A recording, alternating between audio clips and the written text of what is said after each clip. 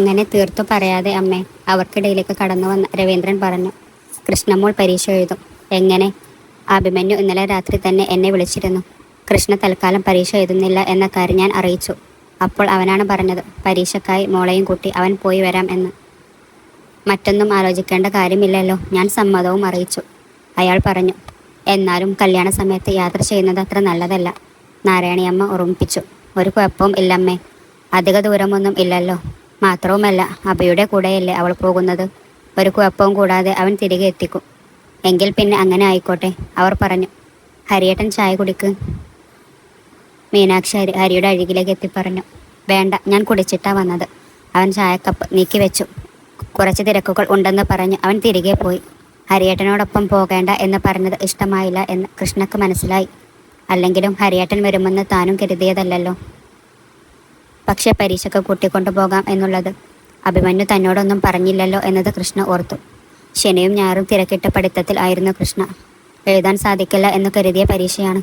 പക്ഷെ ഒരു അവസരം കൈവന്നിരിക്കുന്നു. ഒരു നിമിഷം പോലും വെറുതെ കളയാതെ അവൾ പഠിച്ചുകൊണ്ടിരുന്നു. തിങ്കളാഴ്ച രാവിലെ തന്നെ അവൾ തയ്യാറായി. ചെമ്പകശ്ശേരിയിലെ സ്ത്രീരത്നങ്ങൾ പലരും അവളെ അത്ഭുത ജീവിയെപ്പോലെ നോക്കി. കൃഷ്ണ അതൊന്നും ശ്രദ്ധിക്കാതെ പഠിച്ചുകൊണ്ടിരുന്നു. കുറച്ച് നിമിഷങ്ങൾക്ക് ശേഷം ഗേറ്റിനടുത്തൊരു ബുള്ളറ്റ് വന്നു നിന്നു. തലയുർത്തി നോക്കാതെ തന്നെ അത് അഭിമന്യു ആയിരിക്കുമെന്ന് അവൾക്ക് തോന്നി. കൃഷ്ണയുടെ തോന്നൽ തെറ്റിയില്ല. ബൈക്കിൽ ഇരുന്നു അബി അവളെ നോക്കി. മറ്റുള്ളവരോട് യാത്ര പറഞ്ഞവൾ മെല്ലെ അബിക്ക് അരികിലേക്ക് നടന്നെത്തി. അവൾ അടുത്തെത്തിയതും അവൻ ബുള്ളറ്റ് സ്റ്റാർട്ടാക്കി. അവൻ്റെ മുഖത്ത് ഗൗരവം നിറഞ്ഞു നിന്നിരുന്നു. നിശ്ചയത്തിന് കണ്ടപ്പോഴുള്ള ഭാവമായിരുന്നില്ല അപ്പോൾ. കൃഷ്ണ അവനെ നോക്കി നിന്നു. കയറാൻ ഇനി പ്രത്യേകിച്ച് പറയണോ? അവൻ ചോദിച്ചു. വേണ്ടെന്ന് ചുമൽ കൂച്ചി അവൾ പെൺസീറ്റിലേക്ക് കയറി. വല്ലതും കഴിച്ചോ രാവിലെ? ബേക്ക് കൊടുക്കുന്നതിനിടയിൽ അവൻ ചോദിച്ചു. കൃഷ്ണ ഒന്നും മൂളി. പിന്നീട് യാത്രയുടെ നീളം ഒന്നും തന്നെ സംസാരിച്ചില്ല.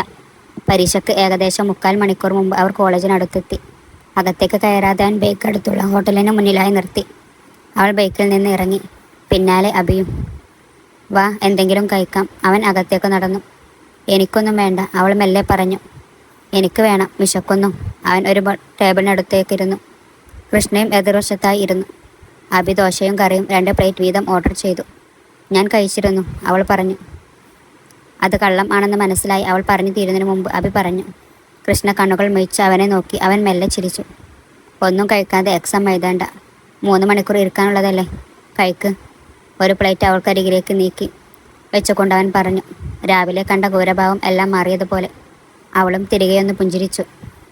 ഭക്ഷണം കഴിച്ചു. അതിനുശേഷം അവൻ കോളേജിനകത്തേക്ക് കയറി.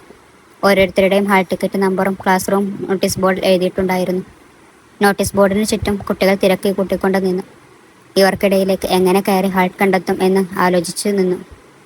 കൃഷ്ണയുടെ കയ്യിൽ നിന്നും ഹാൾ ടിക്കറ്റ് വാങ്ങി അബി നോട്ടീസ് ബോർഡിൽ പോയി നോക്കി. 3rd ഫ്ലോറിൽ ആണ് ഹാൾ. അവൻ തിരികെ എത്തി പറഞ്ഞു. അവൻ മുകളിലേക്ക് സ്റ്റെപ്പ് കയറി നടന്നു.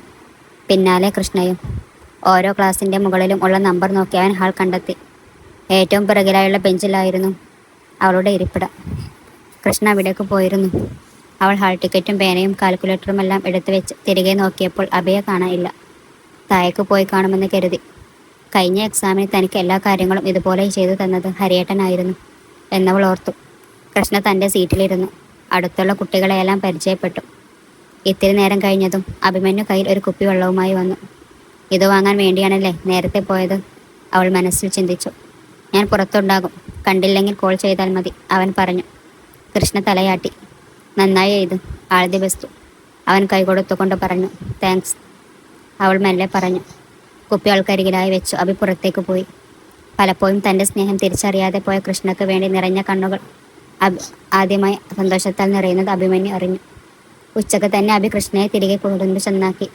ഗേറ്റിനടുത്തായി ബൈക്ക് നിർത്തി അവൾ അബിയോട് യാത്ര പറഞ്ഞ് അകത്തേക്ക് കയറിയതും കണ്ടത് ഹരിയെയാണ്. കൃഷ്ണ ഒന്ന് പുഞ്ചിരിച്ചു. എന്നാൽ ഹരിയുടെ മുഖം വലിഞ്ഞു മുറുകിയിരുന്നു. അഭിമന്യുവിനോടൊപ്പം പോയത് ഹരിയേട്ടന് ഇഷ്ടമായിട്ടില്ലെന്ന് അവൾക്ക് തോന്നി. ഹരിയേട്ടാ, അവൾ വിളിച്ചു. ഹരി മിണ്ടിയില്ല. അവൻ മുമ്പിലേക്ക് നീങ്ങി നിന്നു. നിനക്ക് എന്നെ വേണ്ടതായോ കൃഷ്ണ? അവൻ എടുത്തടിച്ച പോലെ ചോദിച്ചു. കൃഷ്ണ ഞെട്ടലോടെ അവനെ നോക്കി. ഒരു കുഞ്ഞിനെ പോലെ പരിഭവം നിറഞ്ഞ കണ്ണുകളോടെ ഹരി നിൽക്കുന്നത് അവൾ കണ്ടു.